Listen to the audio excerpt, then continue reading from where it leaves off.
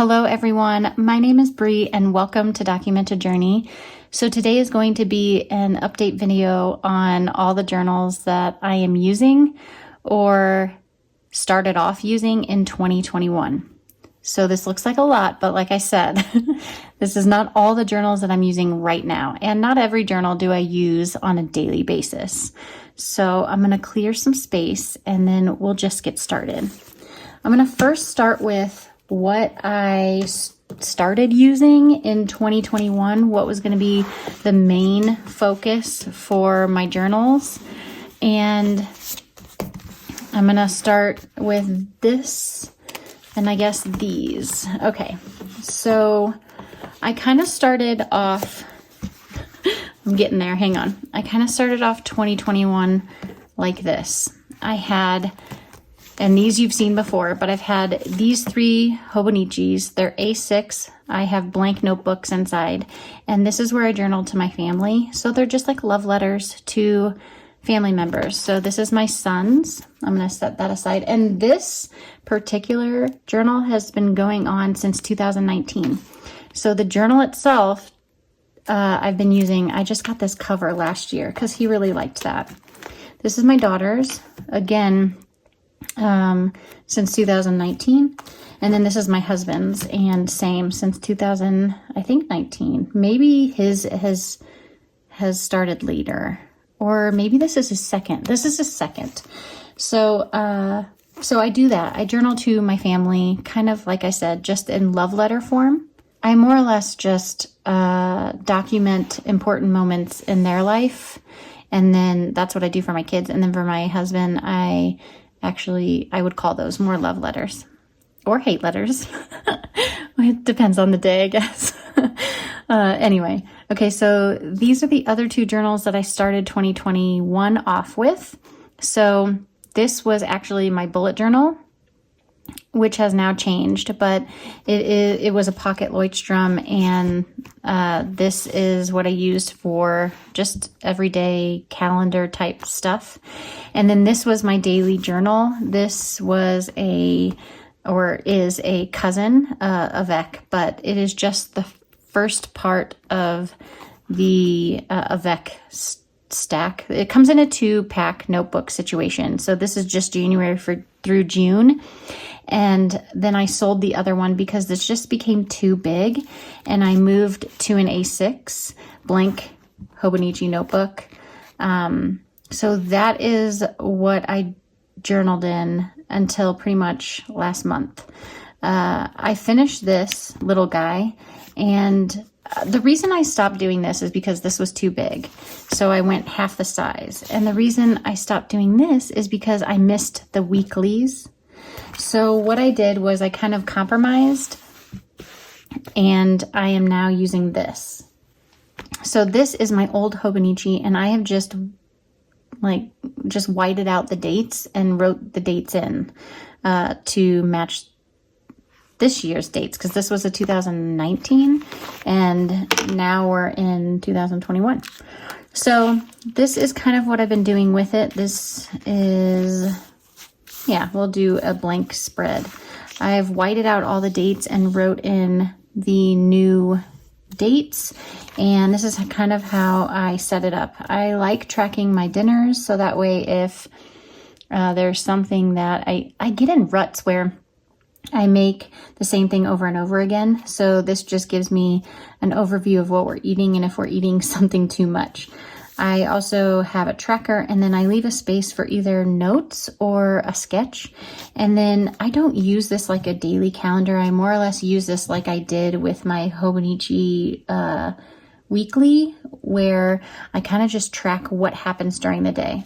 And then in the back, I have actually been using these note pages for journaling. And so that is kind of how it's going right now. We'll see how it works out. I have no intentions of switching, but like I said, we will see. This was my bullet journal. It has since been taken over and only used for homeschool. I just needed more space for homeschool, and so this just happened to do the trick.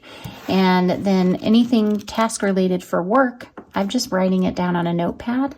Eventually, I have 2 of these, so eventually I'd like to get to the point where I have used these up and I move into a notebook. But, at the moment, I have, like I said, a lot of these, so that's what I'm using for just tasks. It's a list. I like to make lists. So this is just a way for me to make lists and then be able to toss them when I'm done. So we talked about journal, we talked about planner and documenting book and blah, blah, blah. So these are my sketchbooks. I have this is not a sketchbook. I lied. These are my sketchbooks. I have way too many. And I'm not in love with any of them, sadly. This is a really old sketchbook that just has some crap paper in it that I can paint on, and it's kind of just, I do whatever I want in here. It's not any good, it's not bad, it's kind of indifferent, and I feel really free in here to do whatever I want. So that's this. It is, I think, made by Canson. Yeah, it's just a drawing pad. It's whatever. This is a Stillman & Burn, but it is the cream paper. That's kind of why I don't like this. I love cream paper, but I don't like cream paper when I'm trying to scan it and actually use images. I love Stillman & Burn. I love this, the Delta notebook. I just don't like that it's cream when I'm trying to scan it. And then this was my travel notebook that I took on my travels. And I now am using it for Inktober, and I cannot wait to finish this guy up. I think I have like maybe 20 spreads left. I'm over him. I don't like the size. I loved field note size for the longest time, and now I feel like I can't sketch in it. And it might just be because I don't like how this book is bound. This page is not so bad, but there are pages sometimes that, I don't know, it just feels funny when you're drawing like this, when you're drawing across the spread. Plus this paper doesn't hold up to wet media very well. So it's a love-hate relationship, and I hope to soon finish it. My last one, and I feel like this is kind of my catch-all, I guess. I don't know what people would call it, but I just use journals that I've had laying around forever, and I just want to finish up. That's what I use this for. I take podcast notes. I write notes on this video, just making sure that I know what I want to say here. I took notes on finding my word of the year. This notebook this one is the one that like goes everywhere with me, and I write in it whenever I want. And I toss it when I'm done because nothing is important. I don't need really anything in here. If I found my word of the year, I write it in here. This is what I'm keeping. This is what I'll keep for, documentation purposes. So that is kind of what I've been doing lately, what I've been using. I'd say my most used journal is this, and then my sketchbooks. But I'm in my my homeschool journal almost every day. Well, every day but the weekends. And it's very, very simple. It looks like this. And I just write down what we did for the day. That way I have a documentation on it. And then in here, I kind of like highlight. So I highlight the day if we did school that day. So it's almost like attendance. And then if it's important, I write, like Columbus Day or Indigenous People Day. I wrote Halloween here. So that's kind of what I do on the monthlies. And then, like I said, on the dailies, I just write the day and then I write what we did for that day.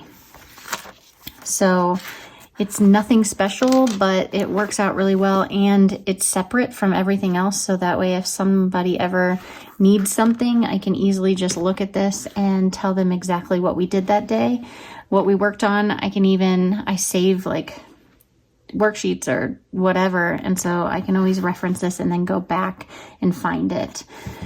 So that's been working out. But a huge focus has been finding my word of the year. So I've been in this a lot. And then once this is finished, which could be in like a month or so, probably at the start of